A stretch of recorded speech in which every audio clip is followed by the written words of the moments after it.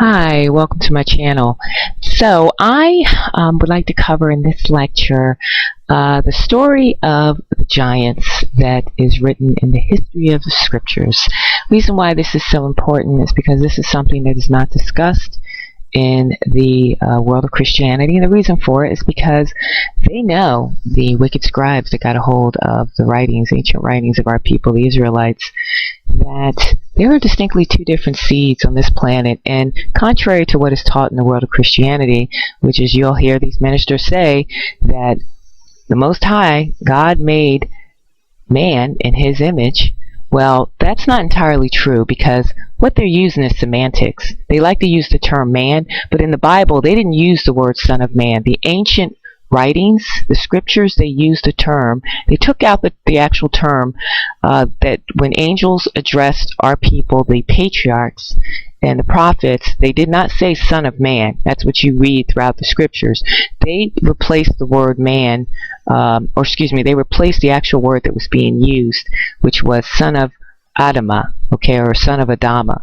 That is the ancient, the Aramaic word for Adam. So they were saying son of Adam, or Adama was the actual word in Aramaic, not son of man. And why is that significant?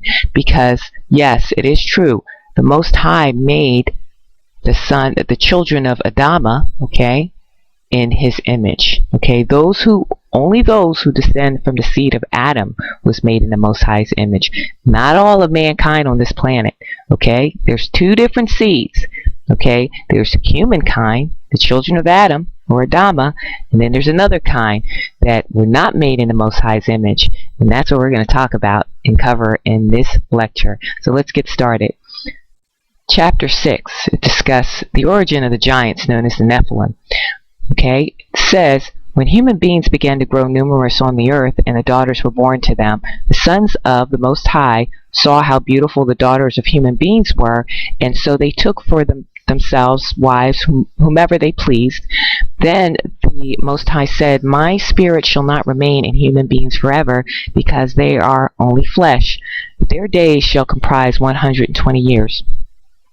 And the Nephilim appeared on earth in those days as well as later. I'll repeat that. The Nephilim, and this was the offspring of the angels, okay, that were produced by the union that they had, okay, the forbidden union with humankind, the children or the daughters of humans. Okay, the Nephilim appeared on earth in those days as well as later. Okay, after the sons of God had intercourse with the daughters of human beings who bore them sons, they were the heroes of old, the men of renown. So those are the heroes that you hear about in a lot of the Greek stories, Titans. They've been actually told of in many tales throughout different cultures, and in the Greek world they were known as Titans. In the Bible they were just known as giants. Okay, but in other cultures as well. But the main thing that's important to understand here is that this is more, and this is also covered in other scriptures in parts of the Bible. I can tell you in 2 Peter chapter 2 through 4, you can read it. Peter also documents this history that occurred in the ancient world that happened when the angels, the angels were known as the Watchers. Okay, they would come to the planet, come on Earth. They would come to Earth. They would observe what humans were doing, but and then they would have to, they were only here for a time, and they were supposed to go back, to heaven. But what was happening is they were observing how beautiful that human beings, female human beings, were, and they decided to take for them wives of their choosing by force, and of course, have relations with them, which were forbidden, because it was God's law, that the Most High's law, that angels, okay, were not supposed to mix with human beings, not on that level. That was never supposed to happen. It was forbidden. It is forbidden. Okay, so what they did was a terrible sin, and it really is the source of a lot of the problems that we have today, because not only did they do something in terms of the fornication that was forbidden, mixing unlike seed, okay, and this is one of the laws that was against This was one of the laws that the Most High gave our people. This is why we were not supposed to mix unlike seed, because this is one of the many reasons. But also they taught human beings things they weren't supposed to know, and that's also covered. This is documented in the book of Enoch. It's also mentioned in the book of Jude as well. It talks about what the angels did. There were 200 angels, and it talks about it in detail in the book of Enoch. That's why the book of Enoch was removed from the Bible. It was found in the Dead Sea Scrolls, okay, in the Qumran caves back in 1947, but they removed them because they didn't want people to know. And there's a reason why the world of Christianity did not want you to know about it, okay? Because they still exist, the descendants of the Nephilim in the world today. But it's also mentioned in the book of Jude, chapter 1 through 6. You might want to read that. But at any rate, in the book of Enoch, which we're going to cover, it says in chapter 6, "And it came to pass, when the children of men had multiplied in those days, that beautiful and comely daughters were born unto them, and the angels, sons of the heavens, saw and lusted after them, and spake to one another, Come, now let us choose us wives from among the children of the men, and beget children." So I'm going to stop right there. Okay, and then I'm going to go, and you can read it on your own. Again, it's chapter 6 in the book of Enoch, the whole story. But I'm going to skip to chapter 7, where it says, "And they took unto themselves wives, and each chose for himself one, and they began to go in unto them, and they mixed with them." Okay, this was forbidden. "And taught them charms and enchantments, and made them acquainted with the cutting of roots and woods." So knowledge that man was not supposed to know. "And they became pregnant, and they bare great giants, whose height was 3,000 ales." That was probably over 20 feet tall. "And these consumed all the acquisitions of men, till men could no longer sustain them. Then the giants turned them against humankind in order to devour them." So they were essentially devouring humans as well. So, and they were doing all kinds of things they weren't supposed to do, including, I mean, you can just read the story. It's terrible.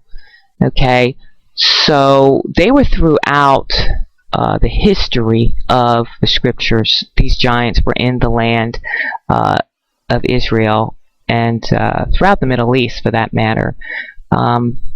And it is also documented in the book of Numbers. Our people were essentially giant slayers. We were constantly trying to purge the land of them.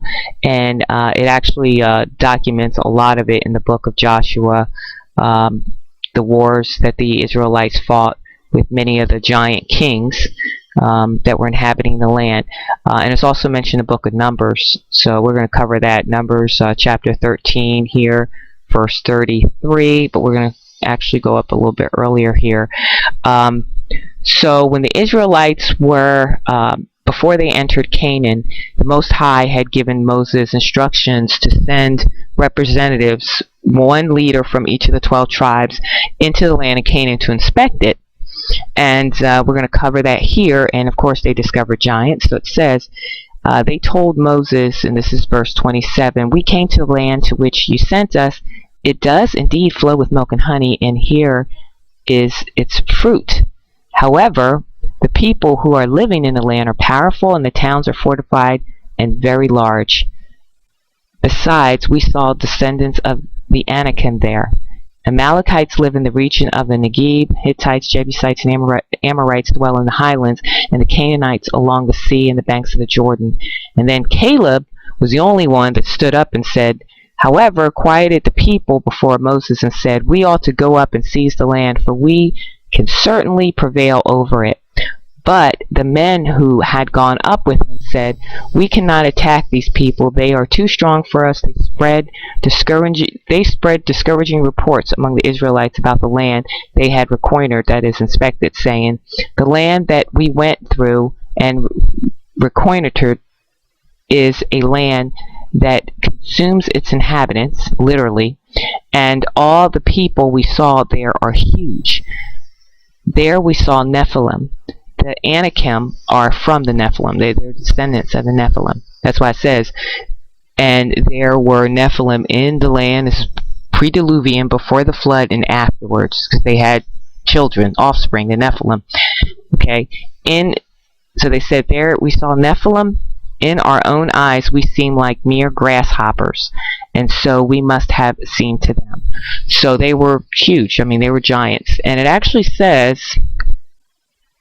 tells you a little bit more about it in the footnotes here. The Anakim were the descendants of the Nephilim. It says, Anakim, an aboriginal race in southern Palestine, largely absorbed by the Canaanites, either because of their tall stature or because of the massive stone structures left by them. The Israelites regarded them as giants.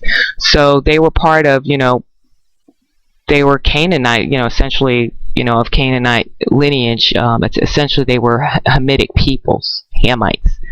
Not all the Hamites were, but quite a few of them at that time were, especially some of the Canaanite people, clearly that were inhabiting the land of Canaan. Were descendants of Nephilim.